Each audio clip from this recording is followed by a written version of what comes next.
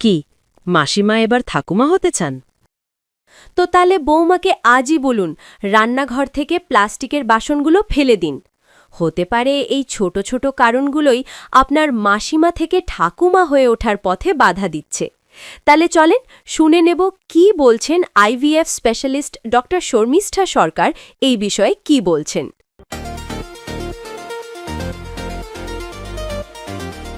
দেখুন, আপনারা যদি প্রেগন্যান্সির জন্য প্ল্যান করছেন, এর প্রিপারেশনটা কিন্তু আপনাদের মিনিমাম 3 মাস আগে থেকে শুরু করে দিতে হবে। কি কি আছে এর মধ্যে চলুন আজকে জেনে নিই। প্রথমত, আপনারা যদি স্মোক করেন, অ্যালকোহল নেন বা কোনো অন্য রকমের অ্যাডিকশন থাকে, ওগুলো আপনাদের বন্ধ করে দিতে হবে। প্লাস্টিক কন্টেনার্সে যদি আপনারা খাবার দাবার রাখেন বা জল খান, ওগুলো প্লাস্টিক কন্টেনার্স গুলো বাড়ি থেকে বার করে দেওয়াই বেটার।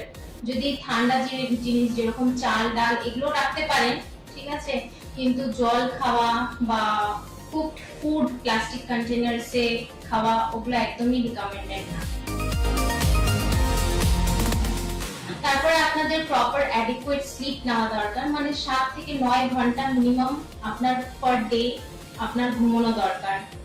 রাতের বেলা বেশিক্ষণ জাগা থাকা যাবে না, এতে কর্টিসল সিক্রিট হয় যেটা আপনার হরমোনস গুলোকে ইফেক্ট করে।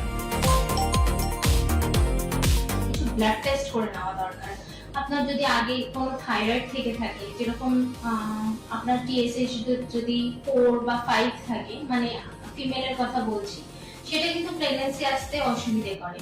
আপনার ভিটামিন ডি লেভেলস, আপনার থাইরয়েড, ব্লাড সুগার এগুলো সব অপটিমাইজ করে, আপনার বিপি আছে কিনা এগুলো সব দেখেই আপনারা প্রেগন্যান্সি প্ল্যান করলে তাহলে আপনি যত তাড়াতাড়ি আপনি তাড়াতাড়ি কনসিভ করতে পারেন।